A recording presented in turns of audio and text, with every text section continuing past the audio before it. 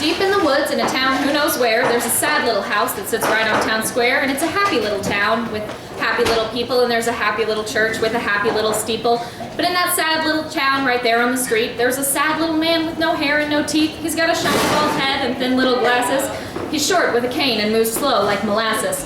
He sits out on his porch in the night and the day while the happy people pass on their merry little way. And in the small little town deep in the woods, everyone's filled with joy, all whole and good. So filled with joy that they burst at the seams. Laughter fills up the air, so happy and serene. It starts real little, a chuckle, a grunt, then a giggle, a gurgle, a whisper down in front. And then before long it's a big grand roar, but the sad little man, he just sits there and snores. But the others enjoy the good booming vibration. The sound starts at the bottom and makes its migration. The boys and the girls laugh until they turn blue. They stomp up their feet and kick up their shoes. The ladies stifle a chuckle and try to keep quiet, but soon they give in to a monstrous riot. Even the old folks stand up on their feet and gurgle and giggle out in the street, and the businessmen let out a rich, hearty noise which gets a real laugh out of the girls and the boys.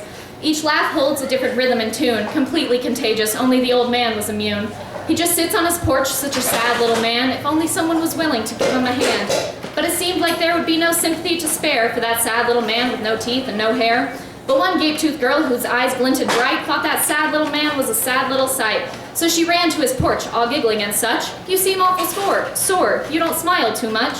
But the sad little man was still stuck in a slump. "Hey, mister," she whelped and hopped up with a jump. He let out a grunt and continued on frowning, but that wasn't enough, so the girl started clowning. Hey, mister, come dance in the street. Come off of that porch and start tapping your feet." The sad little man shook his sad little head. He suddenly wished he was back in his bed, but the gape-toothed girl gave his hand a tug, and all at once he felt light as a bug. He got right up and walked to the road, and his mood switched, changed its mode. Everyone was howling and the noise went straight up, and then his old foot gave a tap, bup, bup, bup. He joined in the dancing, the great merrymaking, but until after he didn't start breaking. The gape-toothed girl did a little swing. "Hey, mister, just listen, you might hear a thing." And so the little old man opened his ears and listened to what he had blocked out for years, and he heard giggles and snorts and great swells of joy, and it suddenly made him feel like a young little boy. Then the little man felt something deep in his middle, a tickle, a feeling, a tuggle, a nibble. So the little old man slowed down his jig, and laughter hit his tongue, sweet as a fig. He chuckled and grunted and felt downright good. Frozen in that moment, he understood the giggles and laughs and sweet little hums from the faces of people, all bright as mums. So down deep in the woods in a town who knows where, there's no longer a sad little house on that square. There's a happy little man in his happy little house with a happy little smile on his happy little mouth. Yeah!